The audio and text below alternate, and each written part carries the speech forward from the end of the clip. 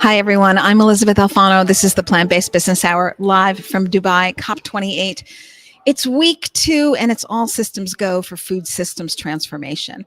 A whole new crop of people are here, and you can see in the layout of the land, it has become very quiet in some parts of Expo 2020 here in Dubai, and it's become very busy in the health and food systems and agriculture pavilions and that area of the park. So people are really gearing up. Food Tank, Danielle Nuremberg is landed. So lots of people are now here on the ground, really pushing for food systems transformation. Probably, as you have already heard, much has already happened in food systems transformation, which is shocking. Last year, only 1 year ago in Egypt, COP27, you couldn't even get anyone to talk about food.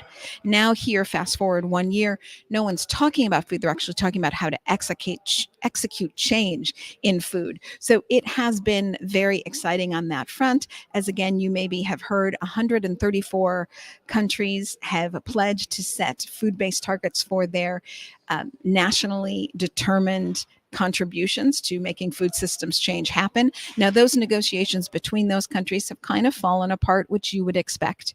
For the first time of 134 different voices to come together, you would expect that they wouldn't nail it in the first 15 minutes. So they've agreed, according to the World Wildlife Foundation, to come back together in June of 2024. But just the fact that 134 have signed on to the UAE declaration that food systems is a part of climate change and needs to be addressed if we are to hold, which I don't know that anyone fully believes that we can do it, but hold to 1.5 degrees Celsius. At the same time, there's been more than 150 non-state actors united around a shared agenda to transform food systems. So what's interesting to see at this COP is it's not siloed. The conversation around food is happening on every day, regardless of whether it's a food day. It's happening across all key stakeholders. So farmers are represented here, obviously government officials, the private sector's here, finance is here, science innovation is here.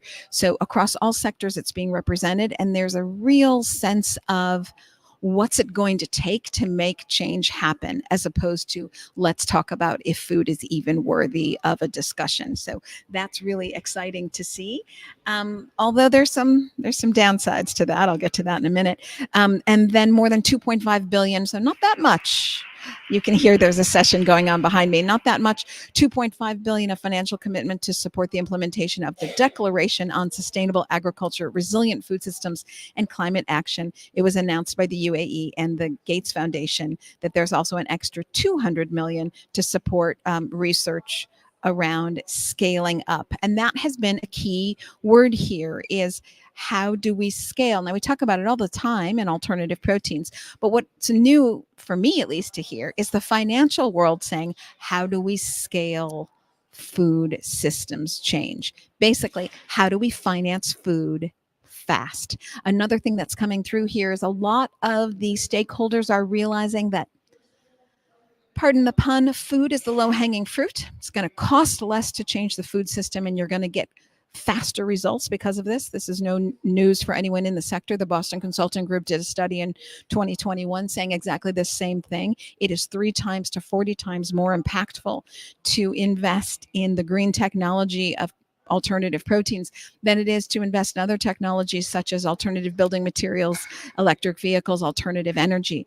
So that seems to be understood here, that you're going to get more bang for your buck faster if you work on food systems transformation. So there seems to be real commitment to doing that, or at least philosophically to doing that. The reason I say that is because it's going to take all hands on deck. It's not one COP meeting that's going to shift the entire food supply system. And there are many voices to be heard. So of course it will take its political toll, but I see the private sector really energized in a way that I haven't seen before. It's very strange, in fact. It feels like 10 days ago, I couldn't get many people to talk about food systems transformation. I apologize for the noise in the back. And then I woke up in Dubai and everyone was talking about food systems transformation. Where have you been all my life? So that's really wonderful. Uh, there are, still some downside. It is amazing to sit in a World Wildlife Foundation panel and hear some scientists on the panel talk about focusing on re-engineering animals to not create methane.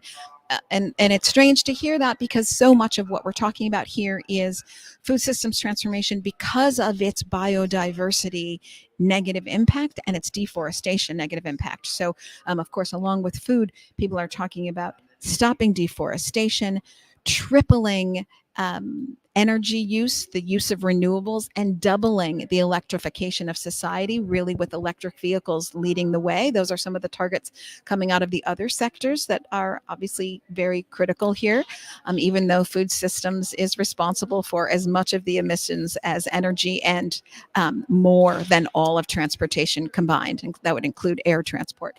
So obviously it's number two, if not number one. And because of its fast impact, I'll say it's number one. But of course, everyone's talking about electric vehicles, electrification of society, and also renewable energy. And along with those conversations, you're seeing food being woven into how do we reduce our energy? Well, let's look at our food system. So much energy is used in the processing of animals and then the shipping around the globe of live and dead animals, very heavy. Obviously, if you wanted to ship around clean protein like legumes, it would be much lighter, particularly if they're dried. So these kind of conversations are happening as you see this juxtaposition of conversations. That's new. So food is no longer a siloed conversation. That's very interesting. And a great quote from the United Nations development program.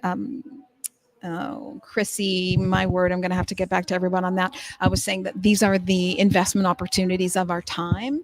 And I also want to quote Dr. Rian Mari Thomas, CEO of Green Finance Institute, who said, and I think this really encapsulates COP for me, pre-Food Day. Remember, Food Day has not even happened yet. She said, we are at the beginning of the end. And I do feel that sense of action in a way that I've never felt it before at COP28. There'll be more in my future broadcasts. Again, of course, we have Nature Day tomorrow on day 10 and Food and Agriculture on day 11. But there are some great initiatives going on. A letter that has been sent to the president of COP, encouraging him and others to really go further, faster, and this is our time to really push. And I know some have said on LinkedIn, well, does everyone really need to be there at COP? But I will say, there is strength in numbers, and I think politicians are really seeing how many diverse voices and how much overlap there is in food systems transformation for varying sectors of society. So it's economics, it's food justice, just transition, it's pandemic risk, it's deforestation, it's biodiversity to life, it's human health, it's human health care costs, and eutrophication, the dirtying of water, misuse of land, animal welfare. It is indeed all of it, and it touches everything we do. And that was another great comment that came out of a session on NDCs and revamping potentially of the